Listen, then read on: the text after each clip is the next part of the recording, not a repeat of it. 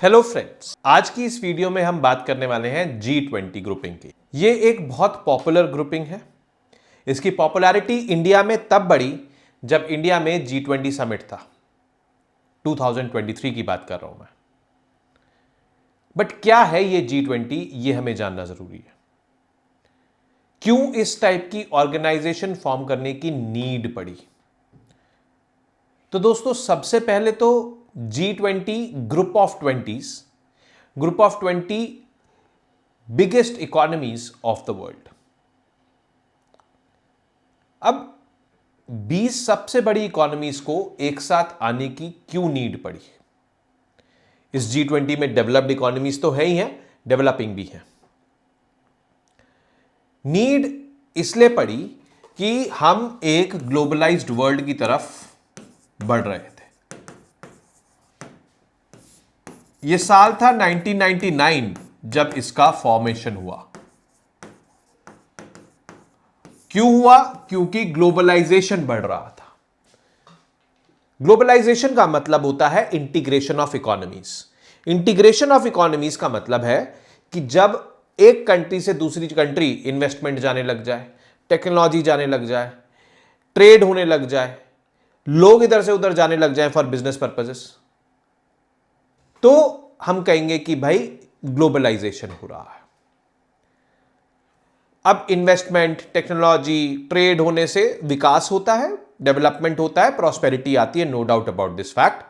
यह हमारे साथ हुआ है जब से हमने 1991 में liberalisation, privatisation and globalisation reforms किए, एलपीजी रिफॉर्म्स जिनको हम कहते हैं। हमारी इकोनॉमिक ग्रोथ रेट बढ़ गई है। बट ग्लोबलाइजेशन का एक नेगेटिव एस्पेक्ट भी है। वो नेगेटिव एस्पेक्ट क्या है कि कहीं पर भी कुछ इकोनॉमिक शॉक आता है या कोई एक ऐसी एक्टिविटी होती है जिसकी वजह से इकोनॉमी इंपैक्ट हो जाती है, तो वो सिर्फ उस देश की इकोनॉमी इंपैक्ट नहीं होगी, उससे जुड़े हुए जितने भी देश हैं उसकी इकोनॉमी इंपैक्ट होगी, उन सब देशों की इकोनॉमी इंपैक्ट होगी। एग्जाम्पल के तौर पे 2023 तक हमारा और इजराइल का ट्रेड था लगभग 10.7 बिलियन डॉलर्स। जब से वो कॉन्फ्लिक्ट शुरू हुआ वहां पर, तब हमारा ट्रेड इंपैक्ट हो गया, आधा भी नहीं रह गया। और हमारे पास ट्रेड सरप्लस था, लगभग 7.8 बिलियन डॉलर्स के हम एक्सपोर्ट करते थे और 2 to 3 बिलियन डॉलर्स के हम इंपोर्ट करते थे इजराइल से। और जो हमारा मेजर एक्सपोर्टिंग आइटम था to Israel, that was diamonds. Around 53% of India's total exports to Israel were diamonds. वो इतने शौकीन है इंडियन डायमंड्स के। पर 2023 अक्टूबर में वहां पर वॉर शुरू होता है, जियोपॉलिटिकल टेंशन शुरू होती है बिटवीन इजराइल एंड हमास। अब आपको लगता है कि वॉर में कोई डायमंड्स खरीदेगा? कोई भी नहीं खरीदेगा या बहुत कम लोग खरीदेंगे। ओवरऑल ट्रेड हमारा इजराइल के साथ उस वॉर की वजह से लेस देन हाफ हो गया। ना इंडिया का कोई लेना ना देना उस वॉर के साथ, उस कॉन्फ्लिक्ट के साथ, बट फिर भी यहां पर Indian traders, Indian exporters to Israel impact हुए। यह होता है ग्लोबलाइजेशन का नेगेटिव एस्पेक्ट। बट ग्लोबलाइजेशन के इस नेगेटिव एस्पेक्ट को मिनिमाइज करने के लिए, मतलब देखो इंपैक्ट तो होगा, जब आप ग्लोबलाइज्ड वर्ल्ड में रह रहे हो तो कहीं पर भी कोई भी नेगेटिव डेवलपमेंट होगा, उसका इंपैक्ट और जगह होगा, बट वो इंपैक्ट कम से कम हो, यह कोशिश रहनी चाहिए हमारी। और इसी कोशिश के तहत G20 का फॉर्मेशन होता है 1999 में। तय यह होता है कि सेंट्रल बैंक गवर्नर्स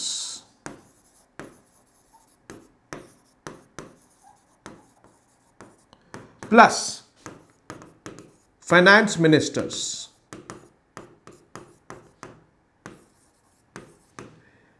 इन 20 देशों के, 19 देश और एक EU, इन 20 देशों के सेंट्रल बैंक गवर्नर्स और फाइनेंस मिनिस्टर्स एक दूसरे से मिलेंगे। क्यों मिलेंगे? क्योंकि सेंट्रल बैंक बनाता है मॉनेटरी पॉलिसी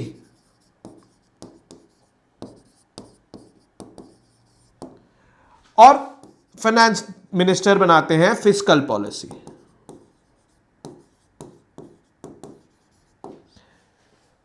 हर एक देश में यह होता है। तो आइडिया यह था कि monetary policy plus fiscal policies इन 20 देशों की, 19 देश और एक ईयू की अलाइंड रहे, कोऑर्डिनेटेड रहे। अलाइंड रहेगी, कोऑर्डिनेटेड रहेगी, तो किसी भी इकोनॉमी में नेगेटिव इंपैक्ट अगर कोई आता है या कोई भी नेगेटिव डेवलपमेंट होता है, उसका इंपैक्ट जो दूसरी इकोनॉमीज पे होना है वो कम से कम हो। क्योंकि दूसरी इकोनॉमीज को पता होगा ना कि क्या दूसरे देशों में मॉनेटरी पॉलिसी चल रही है, फिस्कल पॉलिसी चल रही है, तो बेटर कोऑर्डिनेशन के लिए। ठीक है जी, कहानी आगे बढ़ने लगी। अब जब कहानी आगे बढ़ रही थी तो हमने देखा कि 2008 में यूएसए में एक मेजर फाइनेंशियल क्राइसिस आ जाते हैं।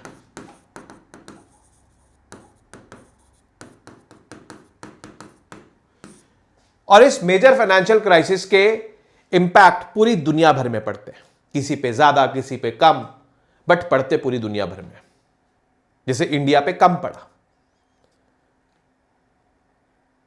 तो यहां पर G20 वाले लीडर्स सोचने लग गए कि क्या हमारा जो अभी प्रेजेंट सेटअप है उसमें कोई कमी है, क्योंकि इंपैक्ट तो अभी भी हो रहा है।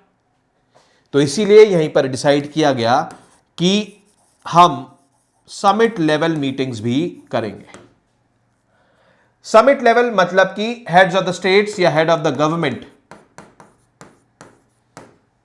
भी मिलेंगे इन 19 देश और एक ईयू के। ये मिलते रहेंगे।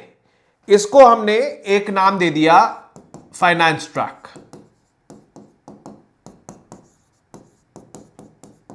ये मिलते रहेंगे जैसे मिल रहे थे, बट इनके अलावा ये भी मिलेंगे हेड्स ऑफ द स्टेट्स या हेड्स ऑफ द गवर्नमेंट। उसको समिट बोलते हैं, जहां पर heads of the state, heads of the government मिल रहे होते हैं। दोज आर हाईएस्ट अथॉरिटीज और summit is the highest point.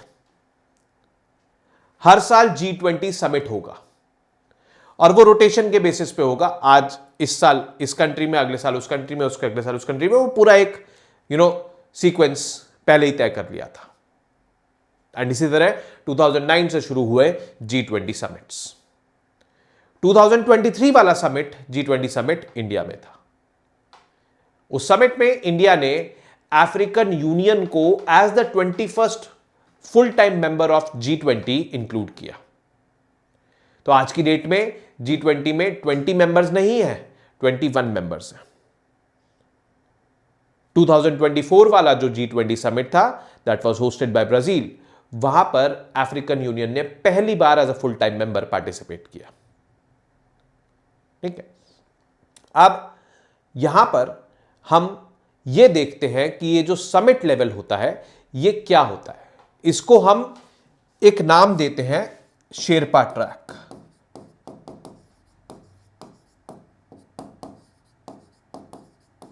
जैसे ये फाइनेंस ट्रैक है, फाइनेंस मिनिस्टर और सेंट्रल बैंक गवर्नर्स का, इसको है कहते हैं शेरपा ट्रैक। ठीक है, head of the state, head of the government वाले को। शेरपा क्या है? Sherpa is a personal representative of head of the state or head of the government।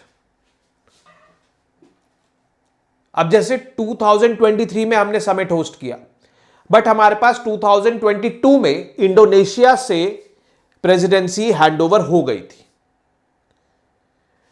अब 2022 से लेके 2023 समिट तक हम प्रेसिडेंट थे। तो हमारा एक शेरपा, जो कि उस समय मिस्टर अमिताभ कांत थे, और हर एक कंट्री का या ईयू का एक एक शेरपा होगा। तो ये 20 शेरपास पूरे साल भर मीटिंग्स करते हैं, पूरे साल भर मिलते हैं और अलग अलग मुद्दों पे मीटिंग करते हैं। जैसे कि क्लाइमेट चेंज पे कर ली, टूरिज्म पे कर ली, इंफ्रास्ट्रक्चर पे कर ली, आर्टिफिशियल इंटेलिजेंस पे कर ली, डिजिटल इकोनॉमी पे कर ली। इस तरीके से वेरियस थीम्स पे ये लोग मीटिंग करते हैं, वो थीम्स जो कि इकोनॉमी से रिलेटेड है कहीं ना कहीं। और हर एक मीटिंग का जो आउटकम होता है वो अपने respective head of the state, head of the government को बताते हैं। और head of the state, head of the government उन आउटकम्स को ही डिस्कस करते हैं समिट में, जो 2 दिन का समिट होता है साल में एक बार। वो हर एक टॉपिक की डिटेल में नहीं जाते head of the state, head of the summit during the head of the state या head of the government during the summit. वो सिर्फ और सिर्फ जो आउटकम होता है, जो निचोड़ होता है उन मीटिंग्स का, जो शेरपास कर चुके हैं ऑल द ईयर राउंड, वो बस आउटकम्स को ही डिस्कस करते हैं। तो शेरपा का बेसिकली काम हो गया यहां पर समिट को प्रिपेयर करना। तो शेरपा का जॉब है to prepare the summit. Summit को प्रिपेयर कैसे?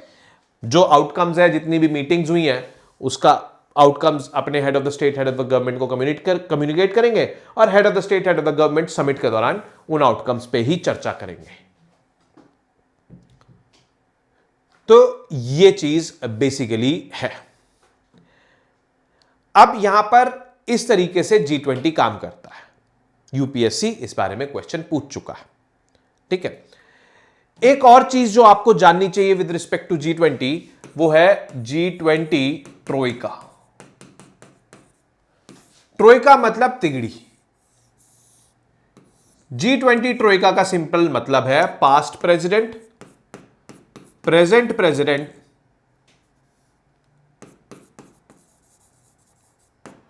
एंड फ्यूचर प्रेसिडेंट, मतलब अगले साल का प्रेसिडेंट। तो जब इंडिया को प्रेसिडेंसी मिली 2023 में, किससे मिली? इंडोनेशिया से मिली। तो इंडोनेशिया हो गया पास्ट प्रेसिडेंट। और इंडिया ने समिट के बाद किसको हैंड ओवर करी? जहां पर 2024 का समिट होना था और वो पहले से ही डिसाइडेड था, वो था ब्राजील। तो G20 ट्रोइका में इंडोनेशिया, इंडिया और ब्राजील थे 2023 में। अब ऐसे ही 2024 का जो ट्रोइका होगा उसमें इंडिया इधर आ जाएगा, पास्ट हो गया वो, प्रेजेंट हो गया ब्राजील और फ्यूचर हो गया साउथ अफ्रीका। जो 2025 का समिट है वो साउथ अफ्रीका में है। तो ये ट्रोइका का कॉन्सेप्ट जानना जरूरी है। G20 का कोई हेडक्वार्टर्स नहीं है, no headquarters of G20। And the most important thing about G20 is कि यहां पर जो भी डिसीजंस लिए जाते हैं, these decisions are only and only symbolic in nature. ये बाइंडिंग नहीं होते हैं, ये किसी भी मेंबर कंट्री पे बाइंडिंग नहीं है। जो भी यहां पर डिसीजन लिए जा रहे हैं वॉलंटरी हैं, आपको करने हैं अडॉप्ट आप कीजिए, नहीं करने मत कीजिए। बस उनका सिग्निफिकेंस ये है कि दुनिया की 20 अब 21 सबसे बड़ी इकोनॉमीज के द्वारा लिए जा रहे हैं, तो इसका कुछ ना कुछ इंपैक्ट होता है on the decisions taken by the respective governments. इसमें मेंबर्स कौन कौन से हैं ये हम जरूर जान लेते हैं।